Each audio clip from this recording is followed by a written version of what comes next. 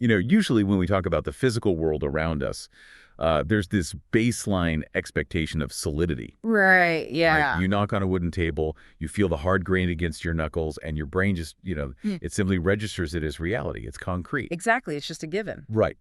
But when you step into the framework of esoteric Mahayana philosophy, that solid table dissolves pretty quickly. Yeah. We find ourselves looking at this landscape of reality that is completely fluid. I mean, we're dealing with the mechanics of perception itself, where the physical world is essentially just a byproduct of cognitive software. It really is the ultimate paradigm shift. And, what's so compelling is that we aren't just talking about abstract metaphysics today. We are looking at a highly practical diagnostic tool for the human condition. Which is pretty much the core mission of this deep dive. So for you listening today, we're exploring a rather extraordinary dialogue recently produced by Buddhist Practice Incorporated out of Australia. The source material features a teaching from consultant Benny, who is responding to some incredibly probing questions from Venerable Ivy, a seeker of Buddhist teachings. And we should definitely give proper credit for the production of this material, which comes to us from Notebook and Dawn. Yeah, it's a really dense, layered dialogue. Consultant Benny takes a traditional practice, specifically the thrice yearning and chanting, and he uses it as this gateway to explain the fundamental architecture of our suffering and, well, more importantly, how to systematically dismantle it. So before we get to the chanting and the reality hacking part of it, we have to look at the diagnostic side of Consultant Benny's teaching. Mm. There's this concept in the text regarding how we interact with our own Oh, neuro. it's afflictions. Right, exactly. Consultant Benny points out that we don't just casually experience our afflictions, things like greed, anger, ignorance, arrogance, and doubt. He says we actively make them our master.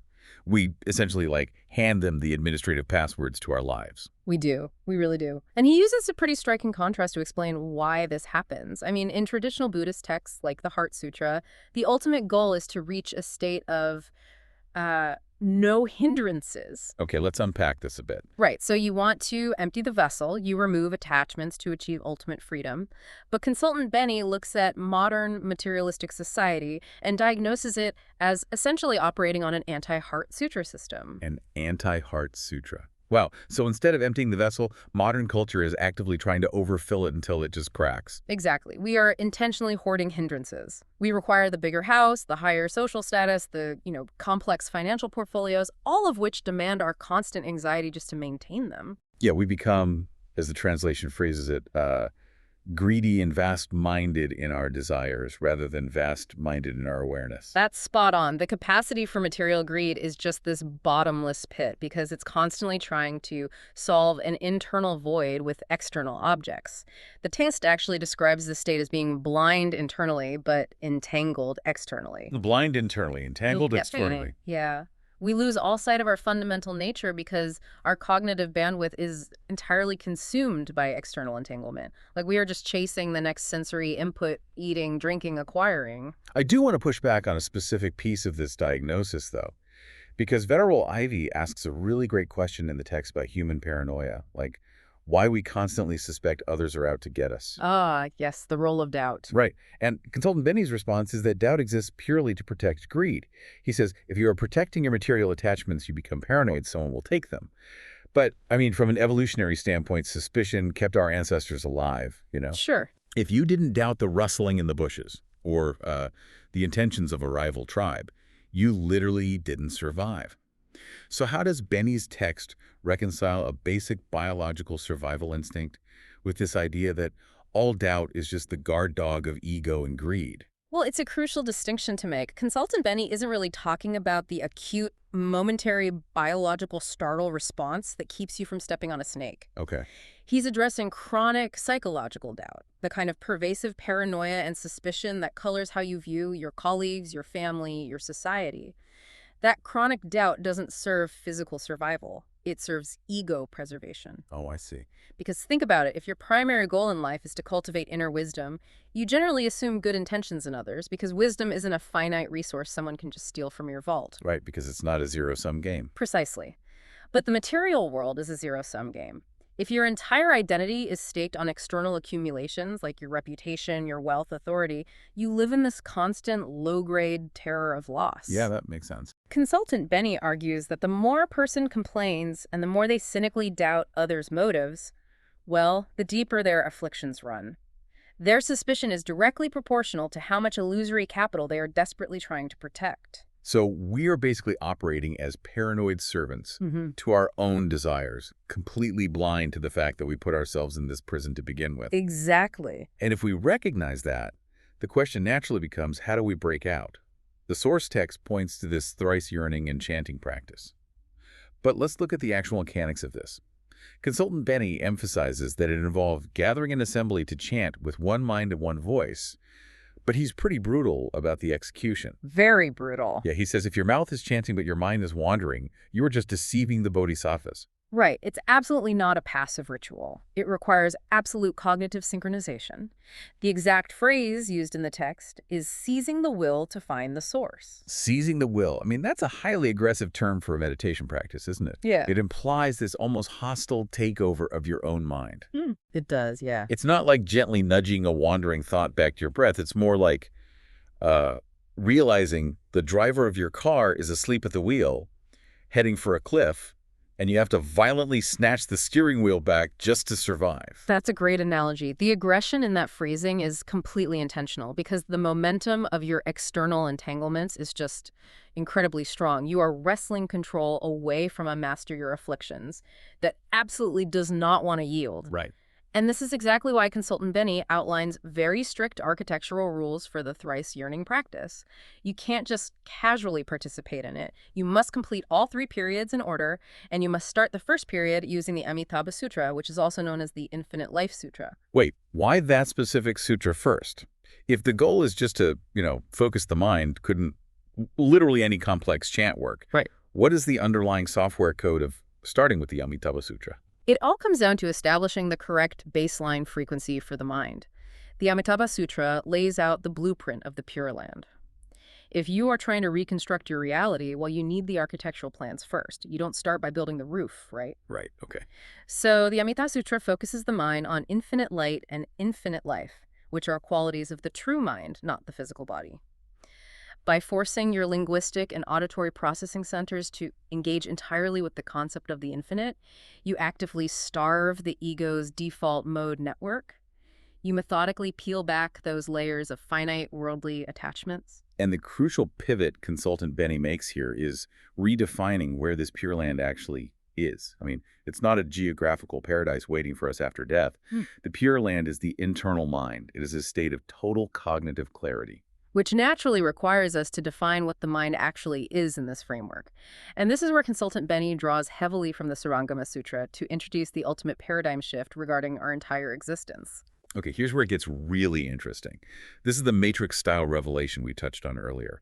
He introduces the analogy that your true mind, the fundamental you, is essentially a giant limitless screen. And everything you experience, the physical environment, your sensory input, your body itself, they're merely the images and shadows being projected onto that screen. Yes, we are basically projecting a highly complex cosmic video game. Through our thoughts, words, and actions, we generate karma, which renders the graphics on the screen. We project a career, a conflict, a family, and even a physical form. It maps perfectly onto the concept of a fully immersive virtual reality. Like you put on a highly advanced headset, you pick a digital avatar, and the sensory feedback is just so flawless that within a few minutes you completely forget the headset even exists. You completely lose yourself in it. Yeah. You forget there is a physical player sitting in a chair outside the simulation. You begin to genuinely believe that you are the avatar and that the boundaries of the digital world are the absolute limits of your existence. Consultant Benny captures this tragedy using a really classic metaphor from the Surangama Sutra. Imagine a vast, limitless, crystal-clear ocean. That ocean represents your true mind, which encompasses the entire void galaxies, the Earth, the fabric of space itself. But instead of recognizing your nature as the infinite ocean, you fixate on a single, tiny, fragile bubble floating on the surface. And you identify entirely with that one bubble. And you spend your brief, terrifying existence desperately trying to protect the bubble from popping. Exactly. Identifying only with the physical body makes you what the text translates as a doubly deluded person. It is a profound tragedy of mistaken identity. You are the screen upon which the universe is projected, but you have somehow convinced yourself you are just a vulnerable character trapped inside the movie. But if the ocean is our true mind, the obvious question becomes, how do we actually feel the water? I mean, if I am a cosmic screen, why does my back ache and why does my bank account cause me anxiety? That's the million-dollar question. Consultant Benny's text introduces a fascinating psychological mechanism to explain this, centered around the Chinese character Ren, which translates to recognition. Yes, the concept of recognition is pretty much the engine of our reality. The phenomena on the screen only possess weight, meaning, and power over us based on what we actively choose to cognitively acknowledge or recognize. Right, and Consultant Benny uses a deeply pragmatic analogy to explain this, the institution of marriage.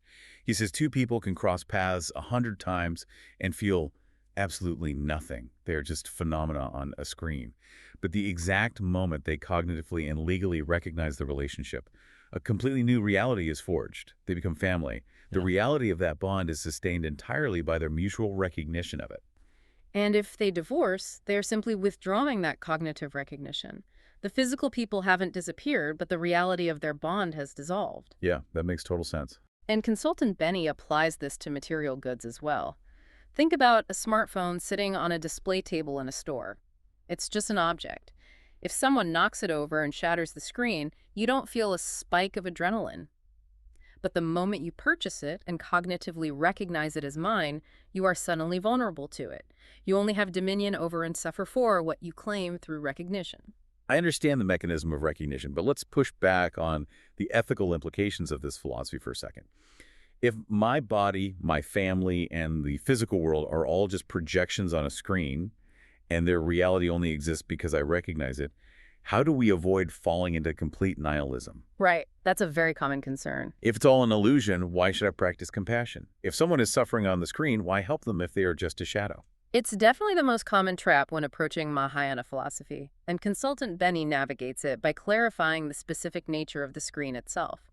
He describes the mind as a 4D screen, incorporating the 3 dimensions of space, plus the dimension of time. Okay, a 4D screen. Right.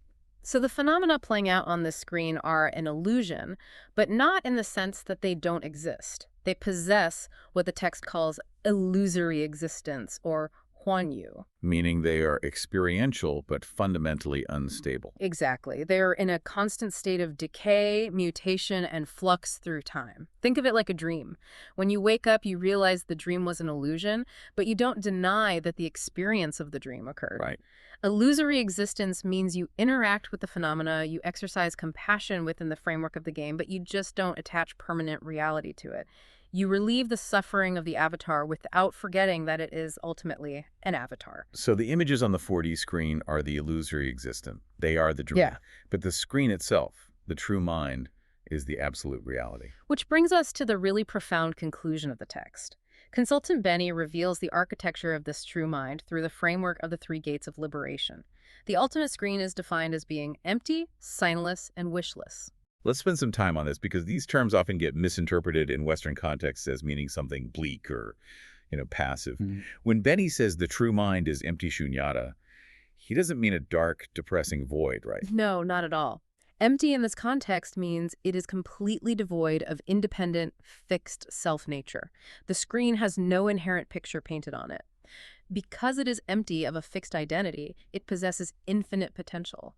I mean, it can display a tragedy, a comedy, a galaxy, or a single atom precisely because it is empty. Because if it had a picture on it, it would be limited. Exactly. If the screen already had a mountain painted on it, it couldn't display an ocean. Its emptiness is actually the source of its limitless capacity. That makes the second gate, signless or animitta, logically follow. If the mind is just a pure screen of infinite potential, it inherently lacks signs or distinguishing marks. Like a tree isn't intrinsically a tree until our cognitive software applies that label and recognizes it.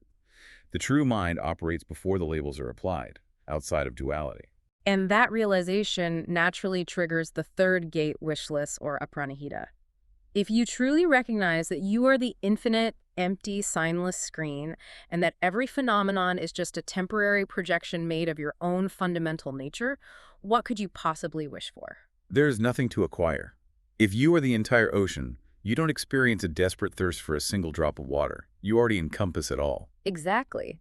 When you pass through these three gates, you achieve the perfection of wisdom, the Prajnaparamita. And consultant Benny points out that this framework actually demystifies concepts that we typically categorize as supernatural. Take clairvoyance, for instance. Right, like if you're reading minds or seeing distant places. From this perspective, clairvoyance isn't some magical superpower you have to artificially cultivate. It is simply the natural, default state of your mind once you stop pretending you are a tiny bubble. If your true mind is the entire 4D screen, encompassing the whole universe, then knowing what is happening anywhere in that universe requires no travel, no distance, and no magic. It's already there. Exactly. It is simply the screen seeing itself. You just have to stop recognizing the microscopic bubble as the boundary of your awareness. It completely inverts how we conceptualize our limitations. We aren't building superpowers, we are just removing the artificial software blocks we installed ourselves. So, tracing the arc of consultant Benny and the Venerable Ivy's dialogue, we begin by confronting the uncomfortable truth that we have made our afflictions our master. We've installed this anti-heart sutra operating system, hoarding hindrances and letting paranoia guard our greed. Yeah. But through rigorous, targeted practices like the thrice yearning, we can seize the will. We can snatch the steering wheel back from our neuroses by anchoring our frequency to the infinite. Which ultimately allows us to step back and witness the 4D screen. We shift our identity from the fragile victim of the world to the indestructible canvas upon which the world unfolds. It is a radical cognitive untangling. And as we wrap up this deep dive, I want to leave you, the listener, with a final thought to mull over.